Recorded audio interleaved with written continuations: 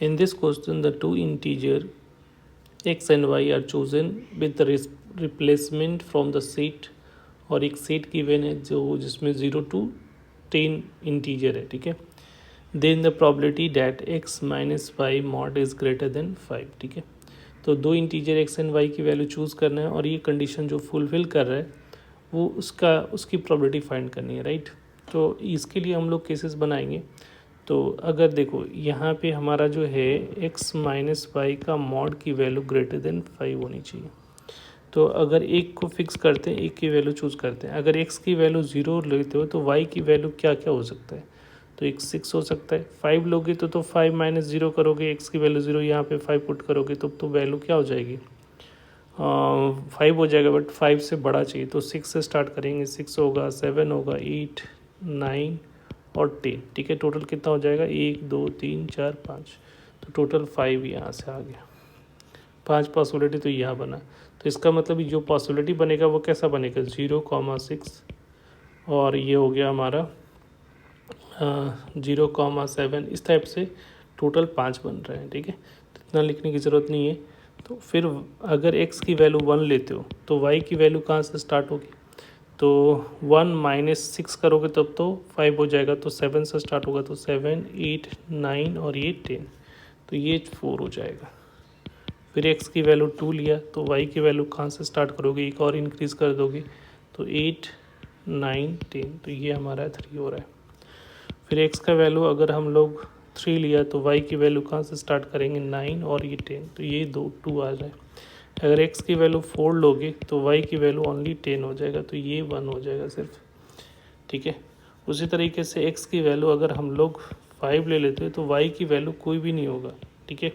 क्योंकि कोई भी वैल्यू लोगे 5 तो इसमें से सब्ट्रैक्ट करोगे तो मैक्सिमम 5 होगा. जो अगर 0 डालोगे तो या 10 डालोगे तो और कोई डालोगे तो वो 5 से छोटा ही होगा. 5 या 5 से छोटा होगा तो इसमें तो कोई भी नहीं होगा, तो इसका तो 0 हो गया. उसके बाद x की वैल्यू अगर हम लोग 6 लेते हैं तो y की वैल्यू क्या होगा, तो 6 माइनस 1, तो यहाँ पे 6 माइनस 0 तो एक ही होगा 0, तो इसका 1 हो जाएगा, ठीक है. उसके बाद x की वैल्यू अगर हम लोग 7 लेते हैं तो y की वैल्यू क्या ले सकते हो, तो y की वैल्यू 0 ले सकते हो, 1 ले सकते हो. x की वैल्यू 0 यहाँ पुट करोगे, 7 पुट करोगे तो 0 लोगे तो 7, 1 लिया तो 6, तो यहाँ से 2 आ रहा है.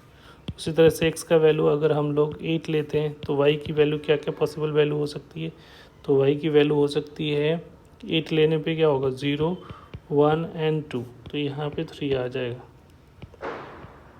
ठीक है. फिर x का वैल्यू अगर 9 लेते हैं तो y की वैल्यू क्या हो सकती है, तो x की वैल्यू 9 लोगे तो y की वैल्यू होगा 0 1 2 एंड 3.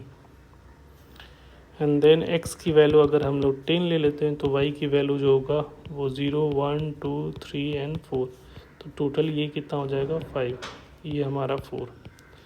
तो टोटल पॉसिबल जो हो रहा है, तो अगर दो लेटर चूज़ करने का तो नंबर ऑफ इवेंट जो है वो कितने हो जाएंगे, तो ऐड कर लो.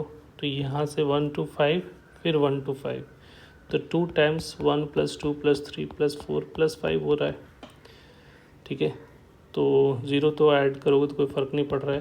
तो नंबर ऑफ़ इवेंट जो कह सकते हो ये कितना आ रहा है, 30, ये 15 हो जाएगा, तो ये 30 हो गया. नंबर ऑफ़ सैम्पल स्पेस की बात कर लेते हैं. तो नंबर ऑफ़ सैम्पल स्पेस दो को चूज़ करने का तरीका क्या हो जाएगा, एक का 11, टोटल 0 से स्टार्ट हो रहा है तो टोटल 11, तो 11 × 11 लिख लो, या आप क्योंकि विथ रिप्लेसमेंट है ना तो एक बार निकल रहा है, तो एक को चूज़ करने का 11 तरीका, दूसरा चूज़ करोगे तो उसका भी 11 तरीका ही होगा, क्योंकि यहाँ विथ रिप्लेसमेंट है, जो निकाल रहे हैं फिर से उसको डाल रहे हैं, तो 11 × 11 हो जाएगा.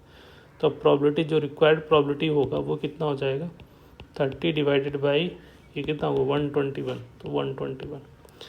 अभी ये जो करेक्ट ऑप्शन देख लो कौन सा हो रहा है. तो जो करेक्ट ऑप्शन है वो हमारा ए है, तो A is the correct option. Thank you.